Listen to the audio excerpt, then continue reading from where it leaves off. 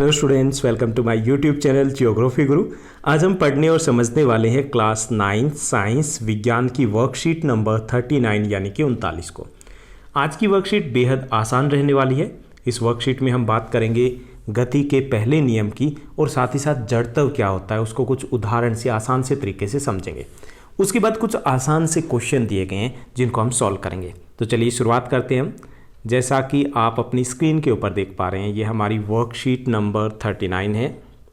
हमारा subject science विज्ञान है और आज की डेट है 2 अक्टूबर 2020 यानी कि 2 अक्टूबर 2020। बल तथा गति के नियम, गति का पहला नियम कौन सा है वो हम समझने वाले हैं। यहाँ पे जैसा कि आपको पता है कि इसमें दो करैक्टर दिए हुए हैं हमें। यहाँ पर ज्ञान है और ये जिज्ञासा दीदी है। ज्ञान हर बार एक नया क्वेश्चन लेकर के आता है और जिज्ञासा दीदी उसका आंसर देती है। तो यहाँ पे ज्ञान का क्वेश्चन है कि चलती बस में ब्रेक लगाने पर हमें आगे की तरफ झटका क्यों लगता है। आपने भी देखा होगा कि चलती बस है, एकदम से ब्रेक लगता है और हमें धक्का लगता है, या फिर जब रुकी हुई बस हो और एकदम से चलती है तो भी हमें धक्का लगता है। क्यों लगता है? तो इसका उत्तर हमें न्यूटन के जो गति के पहले नियम है उससे मिलता है, यानी कि ये हमारा पहला नियम होगा जिसको हम समझने वाले हैं। जैसे ये गति का पहला नियम क्या है, ध्यान से समझना।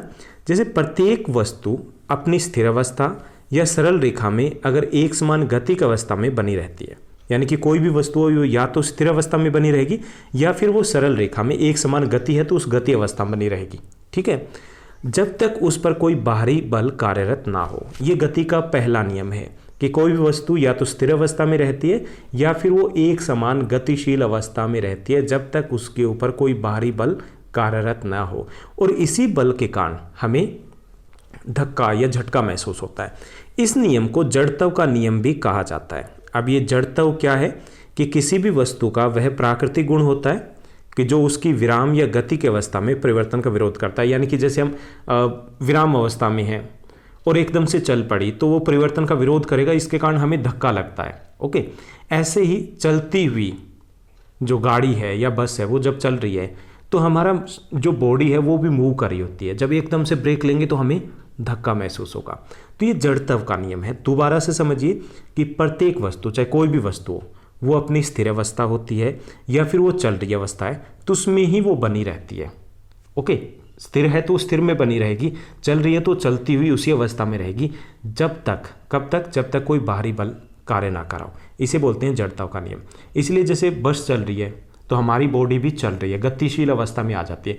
ब्रेक लगता है तो क्या होता है, गाड़ी तो रुक गई लेकिन हमारा जो शरीर का ऊपरी भाग है वो नहीं रुका, वो चलता रहा, तो इसके कारण हमें झटका लगा। कहाँ? आगे की तरफ।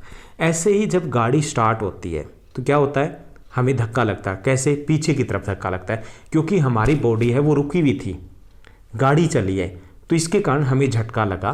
तो ये नियम क्या कहता है कि कोई भी वस्तु वो अपनी स्थिर अवस्था या गतिशील अवस्था जिस भी अवस्था में रहेगी वो उसी में बनी रहती है जब तक कोई बाहरी बल उस पर कोई कार्य ना करे। ओके, तो इसीलिए हमें ये झटके महसूस होते हैं। चलती बस में सभी कुछ गतिशील अवस्था में होता है, लेकिन जब अचानक ब्रेक लगाने पर बस तो रुक जाती है लेकिन हमारे शरीर का ऊपरी भाग क्या है, वो गतिशील था और वो कुछ पल के लिए गतिशील ही रहता है। इसलिए हम आगे की तरफ, हमें झटका लगता है। जैसे आप स्कूटी पे या बाइक के ऊपर जाते हो, एकदम से ब्रेक लिया तो क्या हुआ, हम आगे की तरफ झुक जाते हैं क्योंकि हमारे शरीर का ऊपर वाला जो भाग है वो गतिशील अवस्था में था, उसने तो ब्रेक नहीं लिया। ओके, दूसरा इसी तरीके से कि जब रुकी हुई बस हो, जो दूसरा एग्जाम्पल है उससे भी आप समझ पाओगे कि ये जड़त्व क्या है। कि इसी प्रकार जब रुकी हुई बस है अचानक से चल पड़ती है तो क्या होता है, सभी सवारियों को पीछे की तरफ झटका महसूस होता है। ऐसा ही होता है ना, आपने भी काफ़ी बार महसूस किया होगा। तो यहाँ बस तो अचानक चलने लग गई लेकिन हमारा शरीर है वो कुछ पलों के लिए किस में रहा, विराम अवस्था में रहा, रुकी हुई अवस्था में रहा, इसलिए हमें ये झटका महसूस हुआ। तो थोड़े से और जो हम इनके बारे में फैक्ट जानने की कोशिश करते हैं कि ये जड़त्व क्या होता है। तो प्रत्येक वस्तु अपनी गति की अवस्था में परिवर्तन का विरोध करती है, यानी कि अगर वो स्थिर है तो स्थिर में अवस्था में रहना चाहती है, तो जब उसमें मोमेंट आएगा तो वो विरोध करेगी। और अगर कोई चल रही है और ब्रेक लिए तो भी वो एकदम से ब्रेक नहीं ले पाती, यानी कि वो रुक नहीं पाती, इसलिए हमें वो झटका महसूस करता है। यानी कि वो क्या बनाए रखना चाहती है, जो भी अवस्था है, चल रही है तो चलती अवस्था में रहना चाहती है, और रुका हुआ है शरीर या वस्तु तो वो उसी अवस्था में रहना चाहती है। किसी वस्तु का द्रव्यमान उसके जड़त्व का माप है, यानी कि उसका भार, जितनी भारी वस्तु उतना ही उसका जड़त्व अधिक होगा।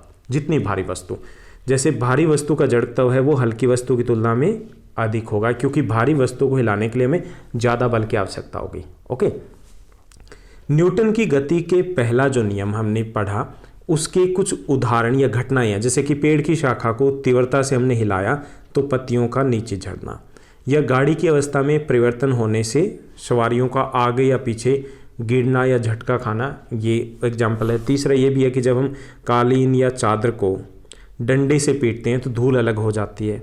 चौथा एग्जाम्पल यहाँ पे दिया गया, जैसे कि हम अचानक से क्या लेते हैं, ब्रेक लेते हैं साइकिल के, या फिर अचानक से कोई पत्थर आ गया, हम आगे गिरते हैं। क्यों गिरते हैं, क्योंकि शरीर था वो मूवमेंट में था।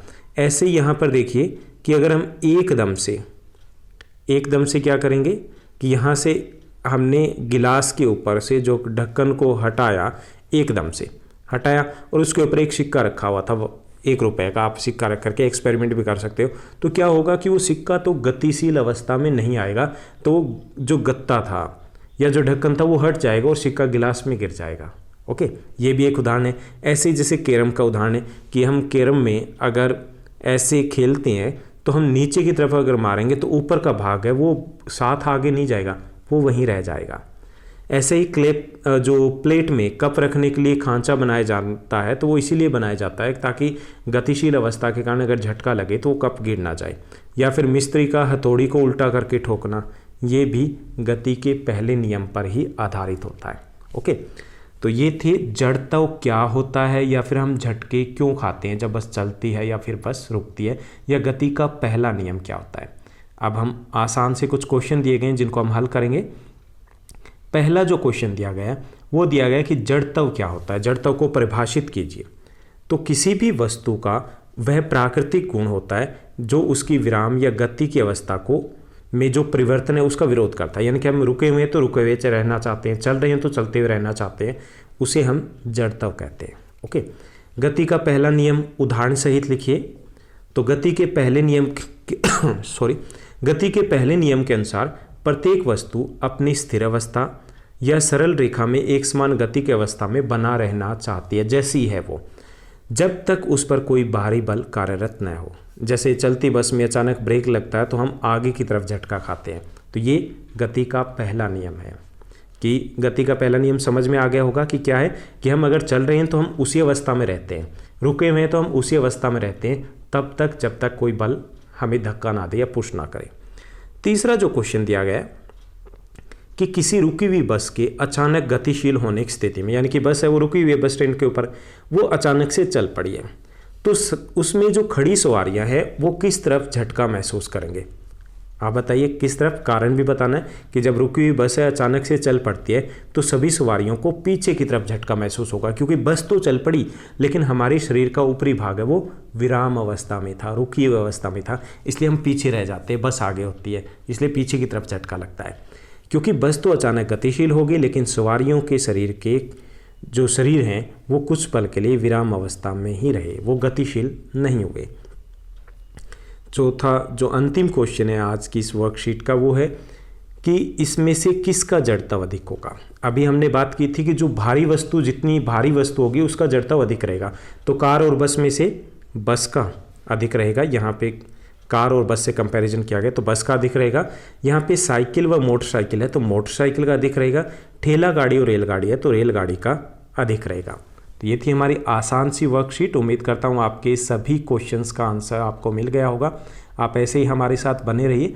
आपको आपकी क्लास की जो सभी वर्कशीट है वो 2 दिन पहले, और कोशिश की जाती है 2 दिन पहले या फिर 1 दिन पहले इस चैनल के ऊपर अपडेट कर दी जाती है।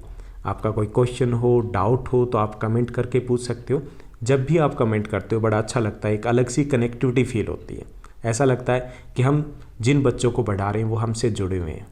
तो आज के लिए बस इतना ही। इस चैनल को लाइक शेयर सब्सक्राइब ज़रूर कीजिएगा और हाँ, एक छोटे से कमेंट का भी वेट रहेगा। Thank you, bye bye, have a nice day.